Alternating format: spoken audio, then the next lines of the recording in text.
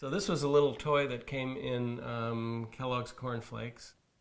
You pack that with baking soda, and the little guy whizzes around the bathtub and sinks and then comes back up. This was probably Richard's in the 50s, I'm sure. Anyway, found Diver Mike on the beach.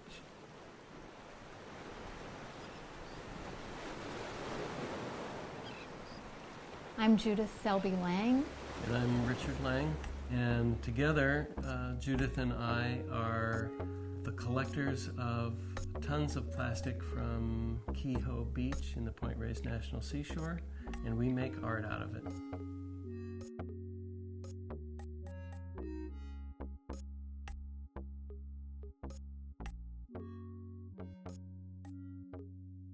We really like to say that this is a love story. From our first date at Kehoe Beach, a whole life has unfolded. We decided that we were going to go to the beach and go as often as we could and see what we could collect in 1 year. We started specializing in one item, which was juice lid caps, because they're colorful and they're ubiquitous. And we thought, well, let's make a trophy of our days at the beach, so we made a trophy fish. In that 1 year, we collected at least 2 tons. 4,000 pounds of plastic. And right around that time, the information about the North Pacific Gyre started coming through. It's an area that some describe as the size of Texas, some say twice the size of Brazil. The ocean currents conspire to create a giant swirl, and the plastic is collected there. It doesn't disintegrate, it degrades from the sun, and it gets smaller and smaller and smaller. So what the Gyre really is a giant soup of these little plastic particles.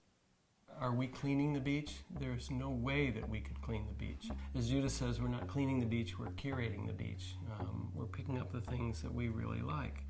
We'll go sort of with a shopping list. So we may say, oh, we need some more disposable lighters, or we need a new swath of red or green.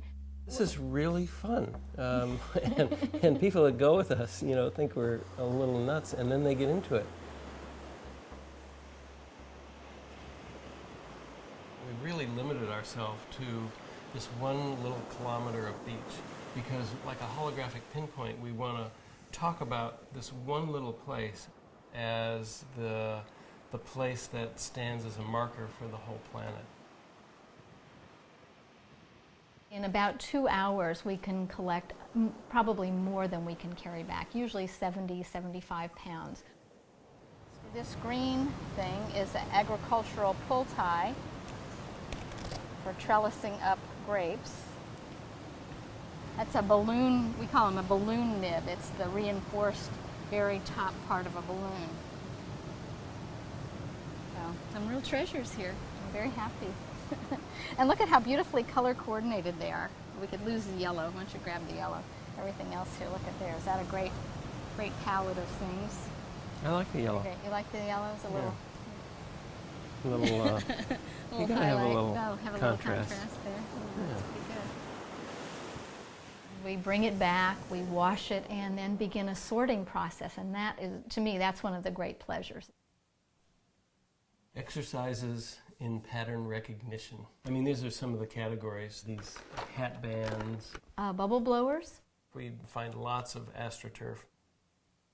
This is an oil truck. Perfect. Perfect. Yeah. And we got a book out of the library on plastic from the 40s and 50s, when plastic really began its heyday. And there is a picture of this little plastic truck in perfect, pristine condition, and it was last made in 1949.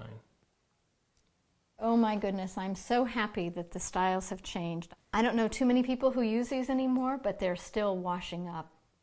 It's just pure fun to find a lighter that's come all the way from Korea. One of the things we started finding, these little red things. We didn't know what they were at first, and then we found another one, and what the hell are these things? And my daughter said, well, dummy, they're the little cheese spreaders for Kraft Handy Snack. So we've been in a dialogue with Kraft Food about these things, because the idea is that plastic in itself is not evil, But there is an evil, and the evil is single-use plastic. You know, to scrape up your cheese, put it on your little cracker, and then toss it away. I mean, it's just a ridiculous use of material.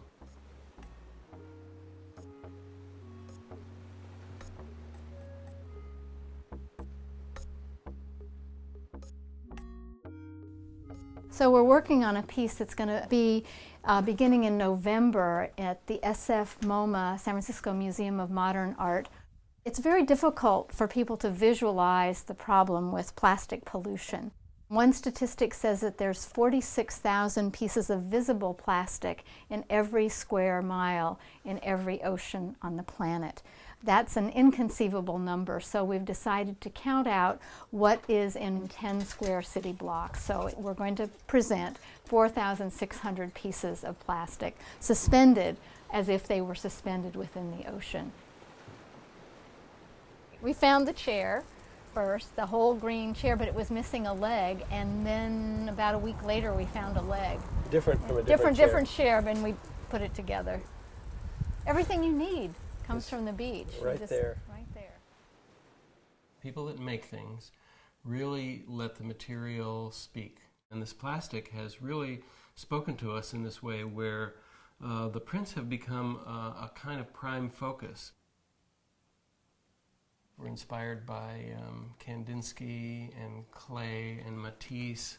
This plastic seems to lend itself to these kind of artworks. A little bit formal, very abstract, and it's a beautiful form to work with. We have a 128 megapixel camera, and it just captures the amazing details and textures of this stuff. People comment, "Oh, your work is so beautiful." And why not? Why wouldn't we want to make something incredibly beautiful and enticing? The opposite of beauty really is not ugly. The opposite of beauty is indifference. And we're trying not to be indifferent about this and about the world.